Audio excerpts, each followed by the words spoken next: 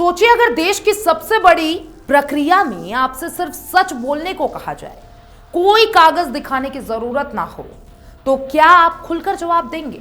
यही बदलाव अब भारत की अगली जनगणना में देखने को मिलने वाला है। देश में 2027 की जनगणना की तैयारी तेज हो चुकी है और इस बार की जनगणना कई मायनों में खास होने वाली है, क्योंकि इसमें न सिर्फ टेक्नोलॉजी का इस्तेमाल बढ़ाया गया है, बल्कि सामाजिक बदलाव को भी ध्यान में रखकर यह जनगणना कराया जाएगा। सबसे बड़ा बदलाव यह है कि अब लिव इन रिलेशनशिप में रहने वाले कपल्स को भी एक खास शर्त के साथ शादीशुदा माना जाएगा।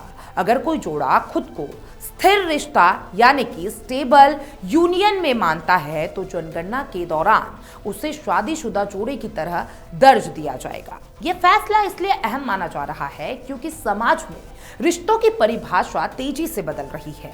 अब हर रिश्ता सिर्फ शादी के कागजों से नहीं, बल्कि साथ रहने और आपसी समझ से भी तय हो रहा है। जनगणना के नियमों के अनुसार किसी भी व्यक्ति को अपने जवाबों के लिए कोई दस्तावेज या सबूत देने की जरूरत नहीं होगी, यानी जो जानकारी आप देंगे उसी के आधार पर आपकी एंट्री की जाएगी।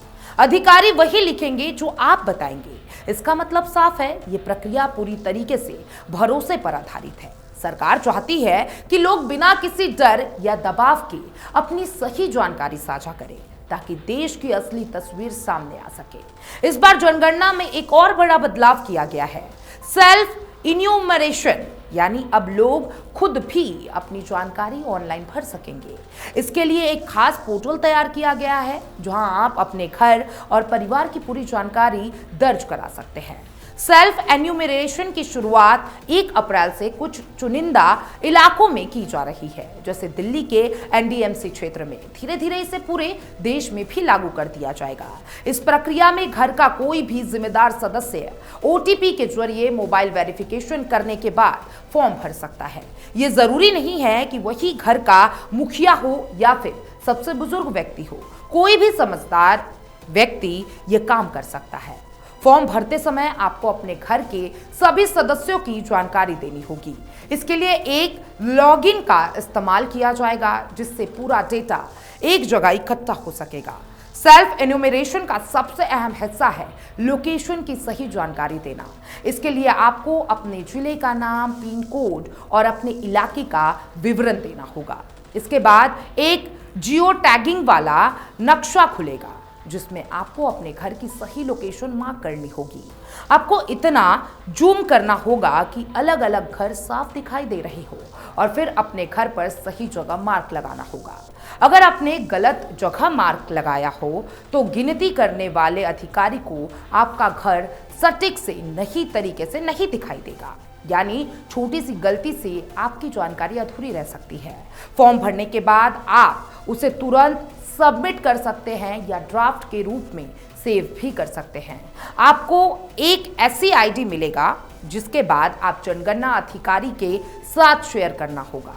जब अधिकारी आपके घर आएगा, तो वह इस आईडी के जरिए आपके डेटा को वेरीफाई करेगा और अंतिम रूप से सिस्टम में अपलोड कर देगा।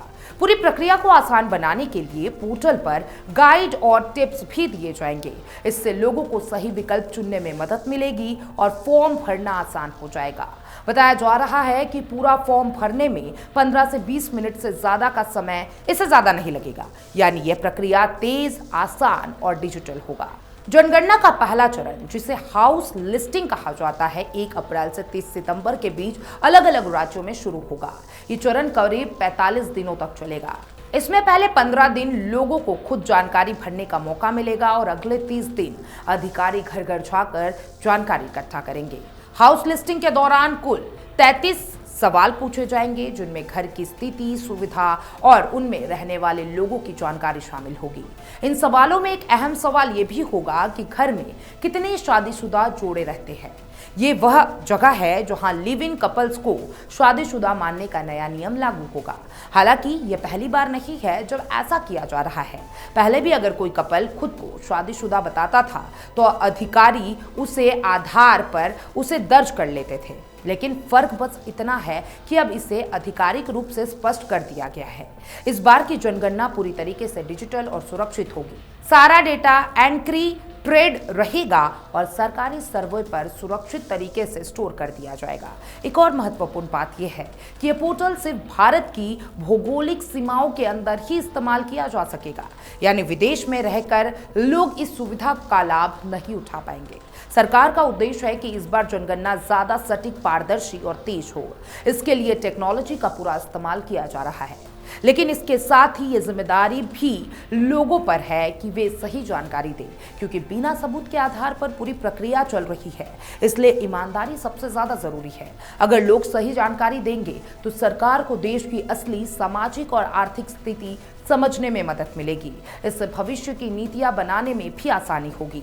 दूसरी तरफ अगर जानकारी गलत दी गई है तो इसका असर पूरे डेटा पर पड़ सकता है और योजनाएं सही तरीके से नहीं बन पाएगी। लिव इन रिलेशनशिप को लेकर किया गया बदलाव भी इसी दिशा में एक कदम है। ये समाज में बदलती सोच को स्वीकार करने का संकेत देता है। अब ये साफ है कि आने वाले जनगणना सिर्फ आंकड़ों का खेल नहीं होगा, बल्कि ये देश की बदलती तस्वीर को दिखाने का जरिया बनेगा। अंत में सवाल यही है, क्या लोग इस नए सिस्टम को अपनाएंगे और सही जानकारी देंगे, या फिर बिना सबूत वाली ये व्यवस्था चुनौती बन जाएगी। फिलहाल इतना तय है कि 2027 की जनगणना भारत के लिए एक नया अध्याय लिखने जा रही है।